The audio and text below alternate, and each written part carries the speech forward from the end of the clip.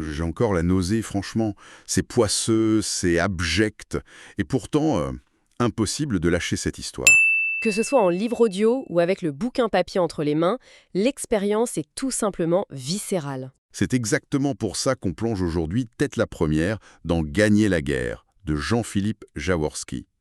C'est une exploration étouffante des pires tréfonds de la psychologie humaine. Le seul mot qui me vient, c'est vertigineux. Surtout quand on suit Don Benvenuto Jésuphal, un assassin, un maître espion, un lâche et un misogyne fini. Et l'auteur ne prend pas de gants. On tombe direct avec lui, la tête la première dans l'action et dans la fange. Littéralement. Le récit s'ouvre sur lui, malade à en crever, vomissant ses tripes sur le pont d'une galère. C'est un monstre absolu qui refuse toute rédemption.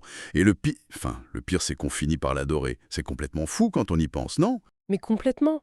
Surtout quand tu réalises que la survie d'une république entière, la fameuse Ciudalia, repose sur les épaules de cet homme qui vendrait sa propre mère pour un ducat.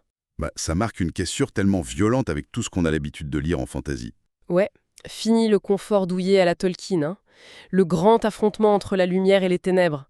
Les gentils chevaliers, on oublie tout ça. La boussole morale est totalement fracassée ici. Et il n'y a pas que la boussole morale qui est cassée, géographiquement aussi on est complètement largué. Ah oui, l'absence de carte, c'est brillant. Quand j'ai ouvert le livre la première fois, je cherchais la petite carte habituelle du vieux royaume, mais rien. L'auteur a délibérément refusé d'en mettre. C'est tellement révélateur de sa démarche. En te retirant la carte, il t'enlève ton filet de sécurité. Tu es dans l'ignorance totale, comme un voyageur du Moyen-Âge qui avance à l'aveugle. Ça rend l'espace flou, angoissant. Et ce qui est dingue, c'est que ce n'est pas un cas isolé. En relisant un peu ce qui s'est fait entre 2010 et 2020, on voit toute une vague d'auteurs français qui déconstruisent ces codes. Totalement.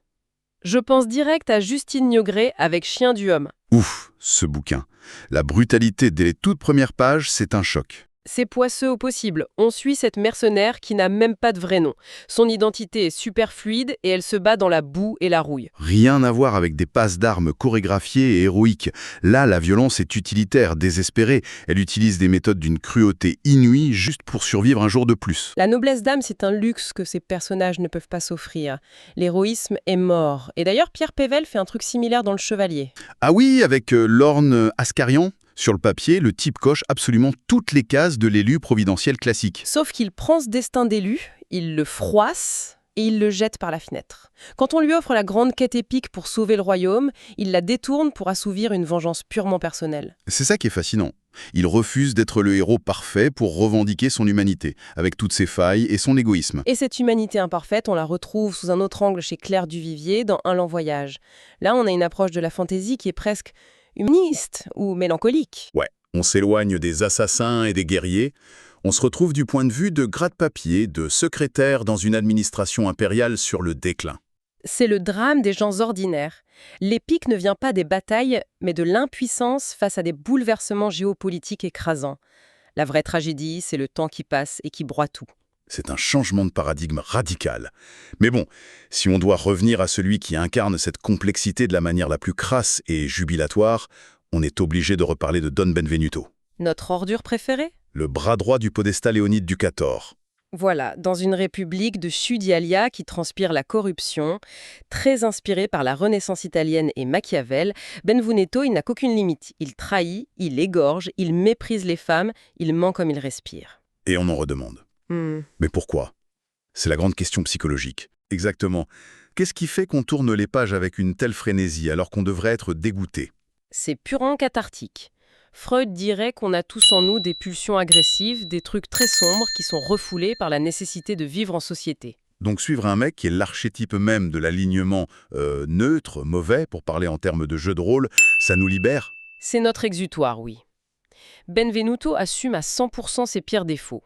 Il n'a aucune loi, il trahit ses alliés sans ciller si ça sert ses intérêts du moment. Il n'y a pas l'excuse du cliché du voleur au grand cœur, tu sais. Le stéréotype du brigand qui est sarcastique mais qui finit toujours par se sacrifier pour sauver l'orphelin. Jaworski rit au nez de ce cliché. Son assassin commet des atrocités et il trouve ça sincèrement drôle. Sous la crasse, il n'y a pas de cœur en or, il y a juste un cynisme absolu. C'est l'attrait vertigineux de l'interdit. Mais techniquement, le vrai tour de force, c'est la mécanique d'écriture, l'hameçonnage narratif. Le choix de la première personne. Oui, Tout le roman est rédigé par Benvenuto lui-même, souvent au présent de narration.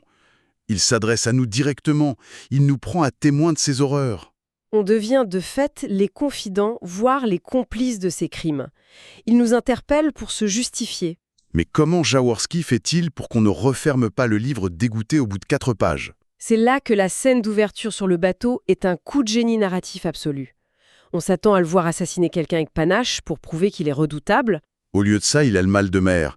Il est pitoyable, à 4 pattes, à vomir par-dessus le bord sous les moqueries de tout l'équipage. La honte totale. Mais paradoxalement, c'est ce qui crée le lien de confiance. S'il est assez honnête pour avouer une telle humiliation à ses lecteurs, on se dit qu'il sera franc sur tout le reste. C'est diablement intelligent. Ça désarme notre jugement moral avant même qu'on ait vu ses vrais crimes. On le perçoit d'abord comme quelqu'un de vulnérable. Absolument. Et le vocabulaire joue un rôle énorme dans cette immersion. Jaworski a un gros passé de créateur de jeux de rôle, et ça se sent. Il agit comme un maître du donjon implacable. La texture du langage est folle. C'est un mélange permanent entre un argot de truand des bas quartiers, très fleuri, et une érudition historique hyper pointue. Ça donne une matérialité indiscutable à l'univers.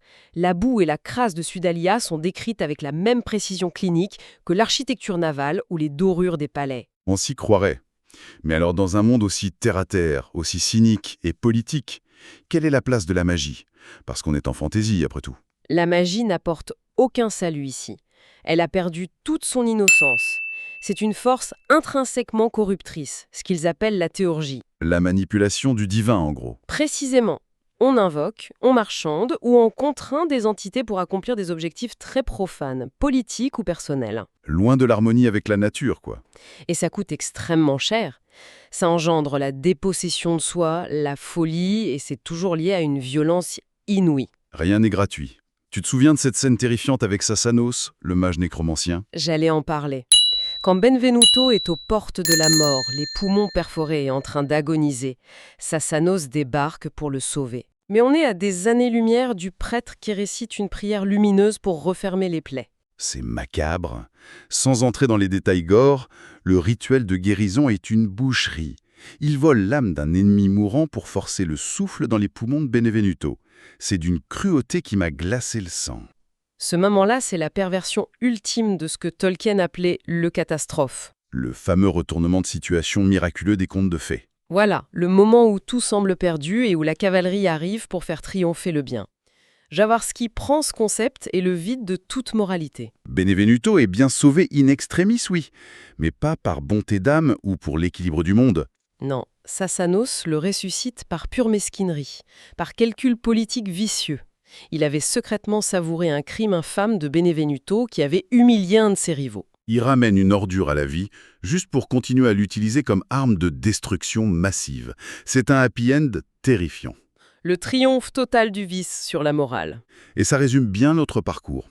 La fantaisie moderne de cette période a fait sa mue, elle s'est émancipée de ses racines rassurantes pour nous tendre un miroir vraiment très sombre. Que ce soit l'effacement identitaire, le refus de la destinée héroïque ou le cynisme politique absolu, ces récits nous confrontent sans filtre à la réalité du pouvoir. Et au fond, ça soulève une question finale assez perturbante. Je vois très bien où tu veux en venir. Si un auteur arrive par la seule force de sa narration, de son style et de son humour noir, à nous rendre complices et admiratifs d'un manipulateur assassin sans aucun repentir... Est-ce que ça révèle sur nous-mêmes, sur notre propre fascination pour le charisme? C'est ça. Dans quelle mesure, dans le monde réel, sommes-nous prêts à tolérer, voire pardonner, des actes d'une moralité douteuse chez nos dirigeants ou nos figures de pouvoir, tant qu'ils s'expriment avec éloquence et panache? Une vraie question qui reste en suspens une fois la dernière page tournée. Il va falloir lire le livre pour s'en rendre compte par soi-même. Tiens, justement, ça me fait penser, j'ai une bonne nouvelle pour vous qui nous écoutez. Ce livre est disponible sur Audible et vous pouvez le récupérer gratuitement en cliquant sur le premier lien dans la description. L'idée, c'est vraiment des narrations très immersives. Une narration professionnelle, bien incarnée, ça change absolument tout. La personne ne fait pas que lire, elle interprète, elle donne vie au texte. Ah tiens, super, en plus de la vidéo, il y a un livre audio. Si on veut juste le livre, le lien pour récupérer votre livre audio se trouve dans la description de la vidéo. Si vous avez apprécié le contenu, n'hésitez pas à laisser un petit pouce en l'air et à vous abonner à notre chaîne YouTube pour ne rien manquer des prochaines vidéos. Pour ma part, je vous donne rendez-vous très bientôt pour une prochaine vidéo. En attendant, je vous souhaite une excellente fin de journée ou une agréable soirée et à très vite.